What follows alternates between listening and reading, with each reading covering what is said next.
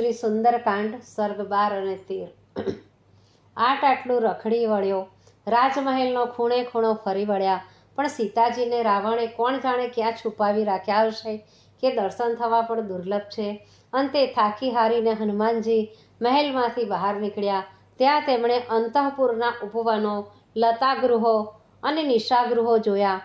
તે બધામાં હનુમાનજી ફરી વળ્યા, પણ સીતાજીના દર્શન થયા નહીં। ત્યાંથી બહાર નીકળી તે વિચારવા લાગ્યા કે આટલી શોધ કરવા છતાં સીતાજીના દર્શન થતા નથી।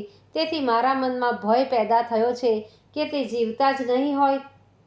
નક્કી આ અધમ નરાધમ રાક્ષસ રાવણે પતિવ્રતા સતી સીતાનો વધ કર્યો હશે, અથવા તો રાવણની બિહામણી કદરૂપી ક્રૂર રાક્ષસીઓના ભયના માર્યા સીતાજીનું મરણ થયું હશે। અરે રે! સીતાજીની શોધમાં હું વાનરોને લઈને નીકળ્યો અને અમે બહુ જ રખડ્યા। મેં આ સમુદ્ર કૂદવાનું અને લંકામાં સીતાજીની શોધ કરવાનું કાર્ય કર્યું, તે શું તદ્દન નિષ્ફળ જશે? હવે પાછો જઈ સુગ્રીવને હું શું મોહ બતાવીશ? સુગ્રીવ બહુ ભયાનક દંડ આપનારો છે। આજે મારો સઘળો પુરુષાર્થ નિષ્ફળ ગયો છે।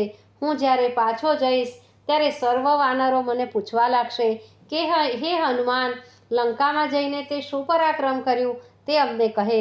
ત્યારે તેમને હું શું જવાબ આપીશ? માટે હવે મારે જીવવું દુર્લભ બની જશે। અહીં લંકાના કિનારે જ મારે મરણની રાહ જોતા દિવસો વિતાવવા પડશે। ઉત્સાહ નામનો એક ભાવ છે જે મનુષ્યને સર્વ કાર્યોમાં પ્રવૃત્ત કરે છે। ઉત્સાહ હોય તો જ મનુષ્ય કાર્ય કરે છે, અને ઉત્સાહપૂર્વક કાર્ય કરે છે તેમાં તે સફળ થાય છે। આ લોકમાં સુખ અને સમૃદ્ધિ મેળવવાનો સાચો ઉપાય જ ઉત્સાહ છે। માટે હું ઉત્સાહથી સીતાજીની શોધ કરતો રહીશ, નિરાશ નહીં બનું। આમ ઉત્સાહમાં આવી જઈને હનુમાનજીએ પુનઃ શોધ શરૂઆત કરી। આ વખતે તે દેવ મંદિરોમાં ગયો, ગુફાઓમાં જેવા ભોંયરાઓ તપાસ્યા, મોટા ભવનમાં ફરવા લાગ્યા।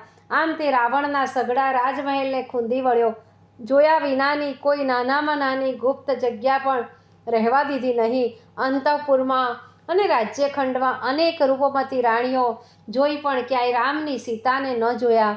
તેણે બંદીખાનામાં જોયું, ત્યાં બળાત્કારે લાવીને પૂરી રાખેલી રાજકન્યાઓને જોઈ, પણ સીતાજીને ક્યાંય જોયા નહીં। આમ ઉત્સાહપૂર્વક કરેલી શોધ ફરીથી નિષ્ફળ ગઈ। આથી હનુમાનજીને મનમાં ખેદ થયો। પોતાના સર્વ પ્રયત્નો નિષ્ફળ જતા તેનું કારણ જાણવા મનોમન મથામણ કરવા લાગ્યા।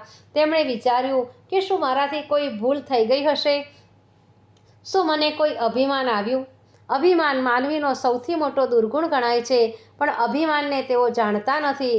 કોઈને રૂપનું અભિમાન હોય તો કોઈને બળનું। આવા દરેક પ્રકારના અભિમાન મન સર્જે છે, અને તે અભિમાનને પકડીને મનુષ્ય પોતાને મોટો માને છે।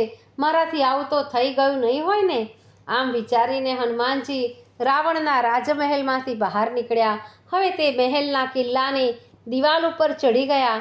ત્યાં બેઠા બેઠા સીતાજીને શોધવાના ઉપાયો વિચારવા લાગ્યા કે મેં સીતાજીને શોધવા નાનાથી માંડીને મોટા મહેલો, ખાઈઓ, તલાવડીઓ બધે જ ફરીને સીતાજીને શોધ્યા, પણ સીતાજી ક્યાંય મળ્યા નહીં। હવે લંકામાં કયું સ્થાન બાકી રહ્યું છે કે જ્યાં સીતાજી હોય? ગૃધરાજ સંપાતિએ કહ્યું હતું કે સીતા રાવણની લંકામાં જ છે, તો પછી અહીં મને કેમ દર્શન થતા નથી? કદાચ સીતાજીનું હરણ કરી જતા રાવણને રામની બીક લાગવાથી ધ્રુજી ઉઠવાથી શું સીતા તેમના હાથમાંથી સરી પડ્યા હશે? અગર સરી પડ્યા નહીં હોય તો રાવણના હાથમાં ભીસાઈને સુકુમાર સીતાજી મરણ પામ્યા હશે? કદાચ રાવણ ગુસ્સે થઈને ભક્ષણનો તો નહીં કરી ગયો હોય ને? હનુમાનજીનામાં ફરીથી ઉત્સાહ પેદા થયો અને વિચારવા લાગ્યા કે સીતાજીની શોધ કર્યા વિના ખાલી હાથે તો અહીંથી પાછા જવું જ નથી। હું નહીં જાઉં એટલે બધા જ વાનરો આશામાં જીવતા તો રહેશે જ। હનુમાનજી આમ અનેક વિચારોના વમળમાં ડૂબેલા હતા। છેવટે તેમણે ધીરજ ધારણ કરી અને નિશ્ચય કર્યો કે મારે ખેદ પામવાનું કોઈ કારણ નથી। અગર સીતાજીની ભાળ ન મળે તો મારે તેનું વેર વાળવા રાવણને મારવો જોઈએ, અથવા તો તેને ઉપાડીને રામની સમક્ષ હું હાજર કરીશ। હું આમ કરું તો મારો અહીં આવવાનો અર્થ કંઈક સાર્થક થશે।